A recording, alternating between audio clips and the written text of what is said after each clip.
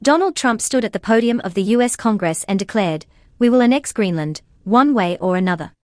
His voice echoed through the chamber like a cannon blast in a quiet museum. It wasn't bluster, it was a signal of intent.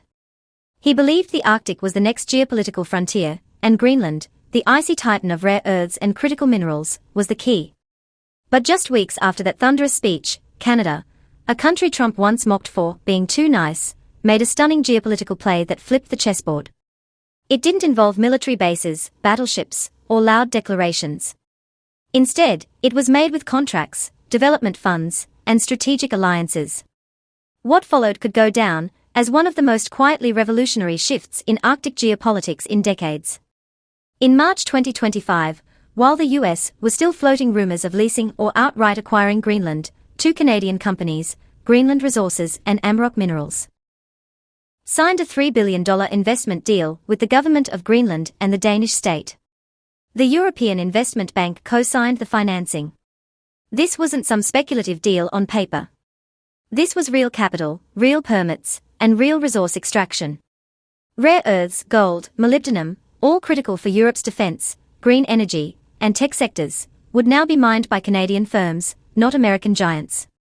Greenland, long a semi-autonomous region of Denmark, had always been eyed by the US as a potential jewel in its Arctic strategy.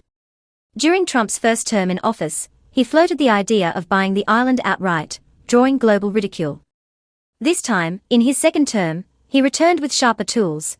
The Eisenhower-era Arctic Gap Identification Protocol and Reagan-era radar belt modernization drafts were pulled from dusty archives. These documents were once intended to expand US Arctic defense coverage, but now they were being reframed under the language of economic national security. The idea was simple on the surface: control the minerals, control the future. But Trump's clumsy approach, complete with "we'll get it one way or another," triggered alarm bells across NATO and the EU. In Copenhagen, Danish leaders issued strong rejections. "Greenland belongs to the Greenlanders," said Prime Minister Mette Frederiksen. Meanwhile, Greenland's own coalition government, working in tandem with Denmark, issued a rare, unified statement declaring the sovereignty of the island non-negotiable. They warned that any pressure from a NATO ally would fundamentally undermine the North Atlantic Treaty itself. While Washington played loud, Ottawa played smart. Greenland Resources had been quietly working in molybdenum exploration since the early 2010s. It lacked high-profile backers, but found traction in Europe, where the Critical Raw Materials Act demanded that 25% of the EU's strategic minerals be sourced from trusted partners. Europe needed a new supply line to reduce dependence on China, and Canada, with its environmental and ethical standards, was an ideal match. Greenland Resources struck a letter of intent with the European Investment Bank in late 2024. By early 2025, with Denmark's credit agency EIFO backing the deal, the path to a 30-year mining license in Greenland was clear. Then came Amaroq Minerals, an exploration company with roots in Toronto, Reykjavik, and London. It had previously shelved its Greenland gold project due to high operational costs and extreme weather. But with the Arctic heating up, both literally and geopolitically, their project roared back to life. UK pension funds, Norwegian sovereign capital, and private equity from across the Atlantic rushed to fund the project. Interestingly, even American investors were involved, not through policy but through markets.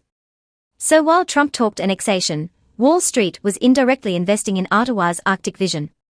Greenland's government set smart terms. Mining projects had to employ at least 70% local labor and share 10% of profits with a sovereign wealth fund modeled on the Maori Future Fund in New Zealand. Canadian companies agreed. American firms? Unclear. Their silence signaled hesitation. And in a world where long-term investment depends on political stability, silence can be deadly. Meanwhile, France jumped in.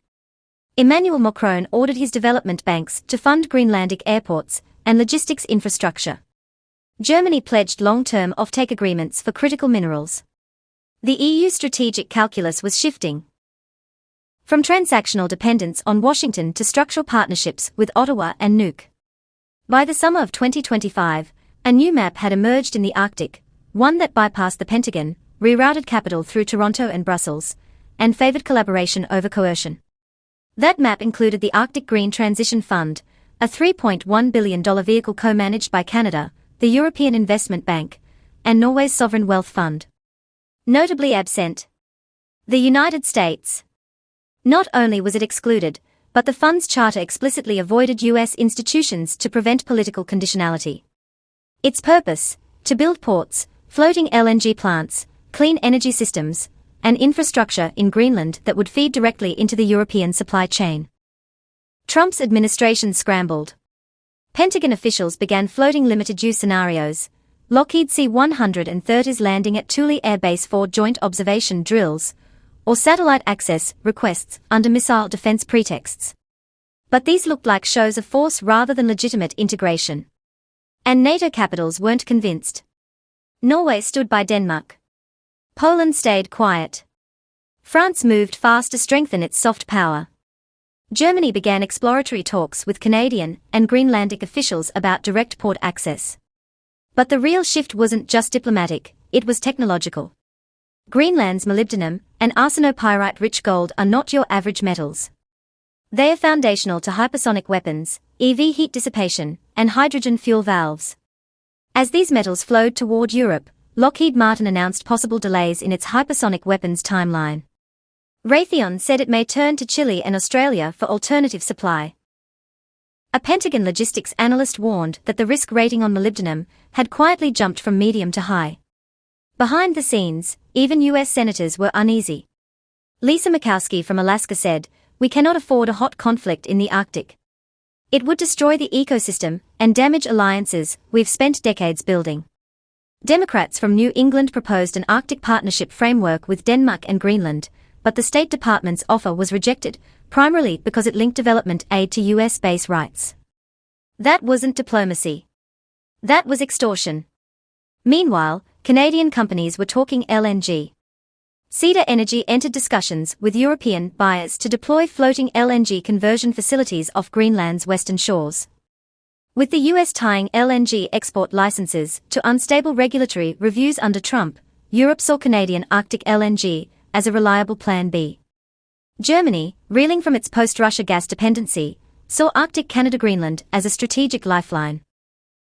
With new gas, metals, and data corridors forming, it quietly began aligning parts of its energy strategy with Ottawa. And that's when you realize, Trump's Greenland obsession has backfired. Instead of drawing the island into the American orbit, he pushed it toward a multipolar, cooperative framework where Canada, not the US, holds the most influence. And let's not forget Greenland itself. Its parliament passed a bill requiring all future resource projects to not only protect the environment, but also share profits transparently. This is nation building through economics, not tanks. Indigenous employment quotas. Future fund profit sharing. Environmental compliance tied to long-term development rights. It's a roadmap that merges ethics and economics, something Washington never offered. Greenland is no longer the island for sale meme of 2019. It's become the Pandora's box of the 21st century, a rare earth and geopolitical nexus too valuable to ignore, too sovereign to bully, and too smart to sell itself short. Canada, in partnership with Europe, just helped it build that identity. So where does this all go? That's the cliffhanger. Will Washington accept Canada's rising influence in the Arctic, or will it retaliate through tariffs, restrictions, and covert operations? Will Greenland become the model for resource-based independence in small states, or will it be caught between rival empires again? Here's one thing that's certain, the Arctic is no longer just frozen wilderness. It's a chessboard. And Canada, often underestimated, has captured the queen. It outmaneuvered the US not with force, but with foresight. It played by the new rules of geopolitics, rules that favor partnership, investment, and multilateral governance over brash nationalism. Whether Washington adapts or resists, the game has changed. If you found this video eye-opening, don't forget to like it, subscribe to our channel, and turn on notifications. Share your thoughts in the comments below. What should Greenland do next? Is Canada rising as a true middle power? And has the US lost its Arctic leverage for good?